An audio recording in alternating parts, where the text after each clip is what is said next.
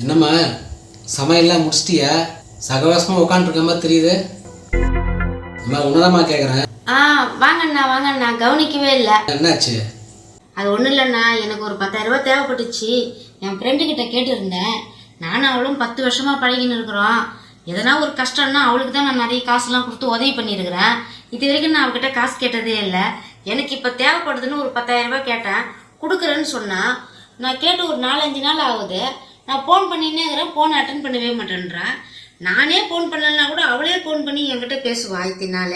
ஆனால் காசு கேட்டதுலேருந்து என்னன்னு தெரில, அவள் ஃபோனே அட்டன் பண்ண மாட்டேன்றா. அதான் என்னாச்சுன்னு எனக்கு ஒரே யோசனையாகுது, ஏன் இப்படி பண்ணுறான்னு தெரியல. இந்த காலத்துல பழகிறவங்க யாரையும் நம்ம நம்ப முடியாதுமா. எந்த நேரத்துல என்ன பண்ணுவாங்கன்னு இன்னைக்கு சொல்லவே முடியாது. அதான் உன் ஃப்ரெண்டு காசு கொடுக்குறேன்னு சொல்லி உன்னை ஏமாத்தி இருக்குது. நான் இது வரைக்கும் அவகிட்ட எந்த உதவியும் எதிர்பார்க்கலையாண்ணா. நான் தானே அவளுக்கு நிறைய உதவி செஞ்சிருந்தேன். இந்த ஒரு தடவை தான் அவகிட்ட காசு கேட்டேன். ஒண்ணு இருக்குதுன்னு சொல்லணும், இல்லைன்னு சொல்லிட்டா கூட பரவாயில்ல. ஆனா போனே அட்டன் பண்ண மாட்டேன்றால. அப்ப நீ தான் உன் ஃப்ரெண்டுக்கு இத்தனை வருஷத்துல உதவி செஞ்சிருக்க. உன் ஃப்ரெண்டு உனக்கு உதவி செஞ்சதே கிடையாது. அதுதான் அந்த பொம்பளை உன்னை இழிச்ச வாயை நினைச்சிட்டு இருக்குது. அதெல்லாம் நினைச்சிக்கிச்சுன்னா இவங்ககிட்ட நிறைய பணம் இருக்குது போல. எப்போ பார்த்தாலும் நம்ம கஷ்டம்னு சொன்னால் எடுத்து கொடுத்துட்றாங்களேன்ட்டு உன்னை அதை நல்லா பயன்படுத்திட்டு இருக்குது.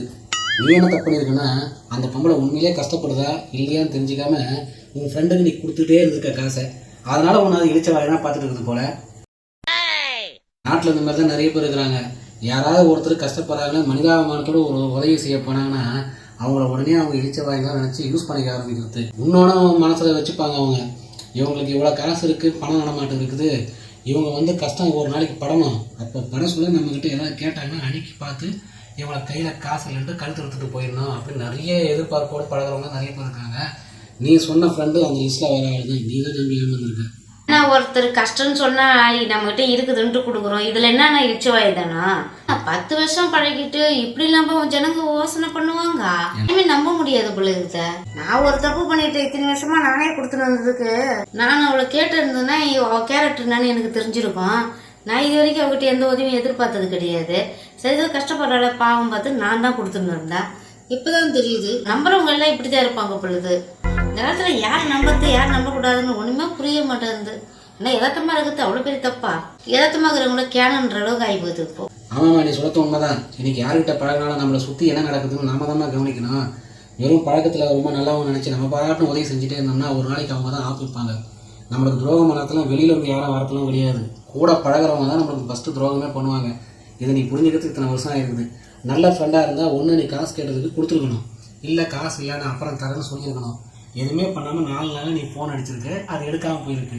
இத்தனை நாள் பழகினாலும் காசு கேட்டதுக்கு அப்புறம் ஏன் பழகலை? அதனால தான் நான் சொல்கிறேன், நம்ம தான் எச்சரிக்கையாக இருக்கணும். 10 வருஷம் பழகினானா 15 வருஷம் பழகினானா அதெல்லாம் கிடையாதுமா.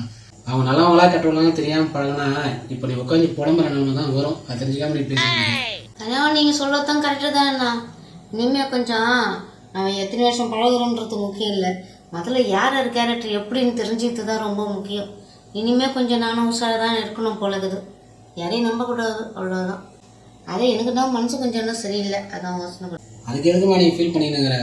நிறைய பேர் நல்லது பண்ணுறவங்க நிலமெல்லாம் இப்படி தான் ஆகிட்டு இருக்குது. அதே நேரத்தில் எல்லா ஃப்ரெண்டும் கெட்டவன்னு சொல்ல முடியாது. சில பேர் உண்மையிலேயே உதவி செய்கிற ஆள்லாம் இருக்காங்க. கஷ்டம் வந்தால் முதல்ல எடுத்து கொடுக்குற ஆள்லாம் இருக்காங்க.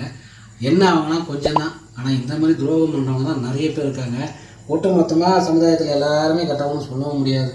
நீ பழகின ஆள் மோசமான ஆள், அது உண்மை தான். சரி விடுமா, 10,000 ரூபாய்க்கு ஏன் ஃபீல் பண்ணினுக்கிறேன்? என்கிட்ட காசு இருக்குது, நான் கொடுக்குறேன். உன் ஃப்ரெண்டு மாதிரி என்ன நினச்சிடாதுமா. எல்லாரும் அப்படிப்பட்ட ஆள்லாம் கிடையாது. என்னை பற்றி உனக்கு தெரியும், உன்னை பற்றி எனக்கு தெரியும். இத்தனை வருஷம் பழக்கத்தில் நீயும் எந்த உதவியும் என்கிட்ட கேட்டதில்லை, நானும் உனக்கு எந்த உதவியும் செய்யலை. ஆனால் நல்லா பழகிட்டு இருக்கோம். நீங்களா? நான் வேணா, நான் பரவாயில்ல, நான் பார்த்துக்கிறேன். அந்த பொம்பளை மாதிரி என்ன நினச்சிடாது. உனக்கு அவசரம்லாம் கிடையாது. எப்போ உன்னால் காசு முடியுமோ அப்பயே நீ பொறுமையாக புரட்டி கொடுக்கலாம். நான் உடனே உனக்கு டார்ச்சர்லாம் பண்ண மாட்டேன், சரியா? பொறுமையாக கொடு. நாளைக்கு நான் ரெடி பண்ணிவிட்டு உனக்கு ஃபோன் பண்ணுறேம்மா, சரியா? காலத்தில் நம்ம நம்புறவங்களோட நம்பாதவங்களே எவ்வளோ பரவாயில்ல போலக்குது.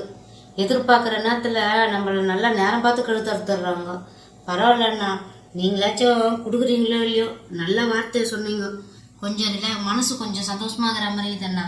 எப்போனாலும் கொடுங்கண்ணா, என்னால் எவ்வளோ முடியுதோ அப்பப்போ கொடுத்து நான் கடனை அடைச்சிட்றேண்ணா. இப்போ தெளிவாயிட்டுல்ல? சரிம்மா, நான் வரேம்மா. நீ சாப்பிட்டு சரி, நான் போயிட்டு வாங்கண்ணா.